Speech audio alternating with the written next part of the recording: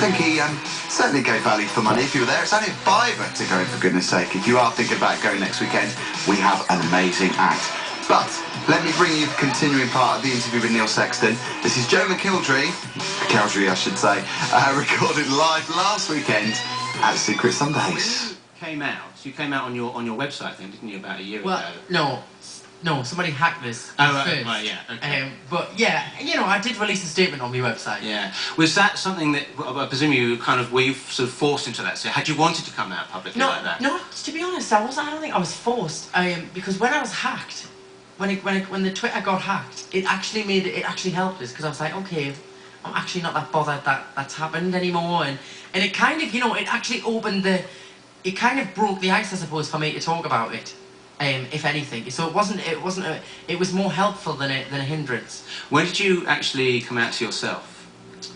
I don't know, to be honest. I think, you know, Is it a gradual thing? Yeah, I think so. I mean, you know, I think when I came out, it was a matter of, you know, weeks where I had been like, right, okay, I know who I am as a person. I'd had a bit of time off, and I'd been recording. And I think that was the time when I was like, right, yeah. This is who I am, I'm going to talk about it, and that was when I was kind of wanting to be honest about it and talk about it. And so I'd probably say then, but up until then I was always like, oh, I was never really interested in anybody, so I didn't really know. Did you get a fairly good reaction generally? I was absolutely humbled by the reaction that I got. I mean, you know, I remember that the first day obviously I'd done the interviews with the papers, and I knew it was going to be in. And I walked into Marks and Spencer's next to the flat where I was staying last year, and it was front page, and I was like, oh my god, they've seriously not got anything else better to write. You know, that's not front news worthy.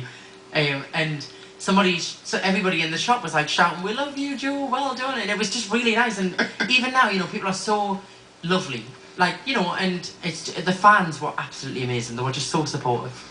Now here we are in October 2011, and you've got the new album, Classic, out. It's been out for probably a couple of months now. Yeah. How did you choose the tracks that found their way onto the album? Well, firstly, down to my father. I've always wanted to record that song because I just absolutely love it, and it obviously was the first audition song. I'd sang it before I went on the show, so it was kind of a special song, and didn't fit with the concept of the first album, which I wanted to put it on the first album. So that was a definite. And then a lot of the opera ones were just kind of songs that I suppose I enjoyed listening to, and you know, you got Cantos de la Terra, Somewhere Over the Rainbow, just classic old-time songs. Solitaire is just fantastic. Yeah, Solitaire as well. Yeah. Just songs that, you know, are timeless. I wanted to kind of put some timeless songs on there, and I've got a Christmas album coming out at the end of the month as well, and it's the same as with that one as well. You know, just songs that people relate to, people know, and it makes you happy, it makes you sad, it makes you feel like, you know, music with a bit of feeling. Yeah. What makes a good Joe McElderry song? Is it something that you can really sort of passionately understand the lyrics? I think it's people listen to music differently. You know, some people listen to it for the music, some people listen to it for the voice, some people listen to it because of the lyrics. I think if a song should make you feel something. You know, it should make you feel happy, it should make you feel sad, it should make you question something. You know, that's the whole point of it. It's supposed to it's an art. And I think when I'm listening to a song, I always kind of want that moment in a song where you get the shiver down the back of your spine. And when I'm in the recording studio, if I hear the track without anybody singing on it, without anything on it, and I get a shiver, I'm like, okay, I know that this is the right song. And on the Christmas album, I've had it a couple of times where I've heard the track and I'd be like, oh, it's like, you know, you get that tingle and you go a bit cold. And it's you know, that's how you want people to feel when they hear it. Is there a tour in support of all of this? Are you going to be out? Yeah, I'm going to on Saturday. Oh wow! Yeah, I literally came from rehearsals today. I do a UK tour all around the country, starting in Wales on Saturday, and you can get details of that on www.joemckelderryofficial.com. Always a tongue twister.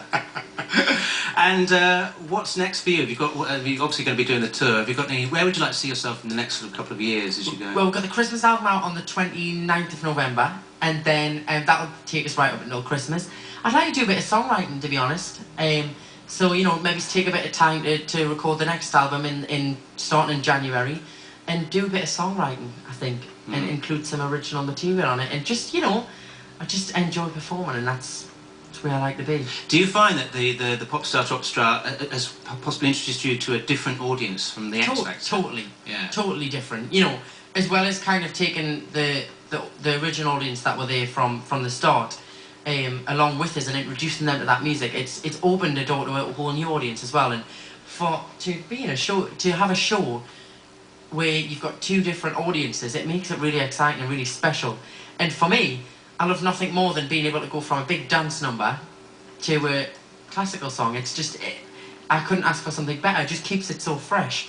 I would definitely say, yeah, it's really good. It's opened things up. And the fact that you won the vote of the public twice, it says a lot. That must be really encouraging. Well, I kind of thought people were just going to be like, oh God, here he comes again on another reality TV show. We're not voting for him. But people, you know, there's nothing, obviously, in my job, it's all about delivering my music to the public and to fans and to supporters. So to go on a TV show not once but twice and get that kind of public acceptance, and the fact that they pick up the phone twice and vote and, you know, like really get behind you is just kind of like the greatest compliment I can get in my job. So Secret Sunday, what are you going to be performing for us today? Well, you're going to get like a snapshot of basically my career so far. You're going to get some of the tracks off the Wide Awake album, some of the up-tempo stuff, some of the classic stuff, a bit of opera, and yeah, and maybe I'll throw one classic in off the X Factor as well. Okay. Well, listen, we're really delighted that you're doing this. Thank you so much. Pleasure. And thanks for talking to Gaydar today. Good luck. No problem.